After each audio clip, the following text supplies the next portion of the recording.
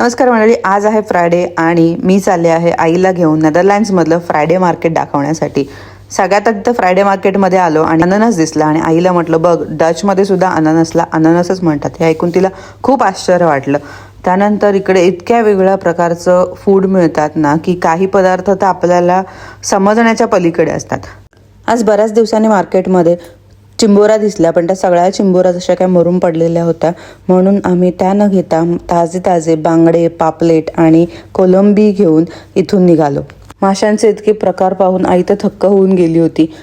या मार्केटमध्ये अंडी आणि चिकन हे सुद्धा चांगल्या प्रकारचं मिळतं, त्यामुळे ते घेतलं आणि नंतर आम्ही भाज्या आणि फळं घेण्यासाठी गेलो. बघू शकता इथे इतक्या प्रकारचे वेगवेगळे फ्रूट्स असतात आणि सगळे फ्रेश असतात. 1 युरोला एवढ्या ब्लूबेरीज मला मिळाल्यात. त्यानंतर भाज्या पण तुम्ही बघू शकता, सगळ्या ताज्या भाज्या मिळतात. आज मला इथे कोथिंबीर, शेपू आणि चवळीसुद्धा चांगली मिळाली. आश्चर्य वाटलं मला शेपू इथे बघून, पण 1.98 सेंट्सला एक जुडी एवढीशी मिळाली. खूपच महाग आहे पण वर्थ आहे. त्यानंतर आम्ही शरण्याला शाळेतून आणायला गेलो. तिला आई आली आहे हे माहीतच नव्हतं आधी, त्यामुळे तितकी शॉक झाली आहे. घरी गेल्यानंतर संध्याकाळी आज आम्ही बिरडं केलं होतं, त्याच्याबरोबर ज्वारीची भाकरी. फ्रायडेला आमच्याकडे मूवीचा प्लॅन असतो. आज आम्ही शरण्याला गजर हा मराठी मूवी दाखवला.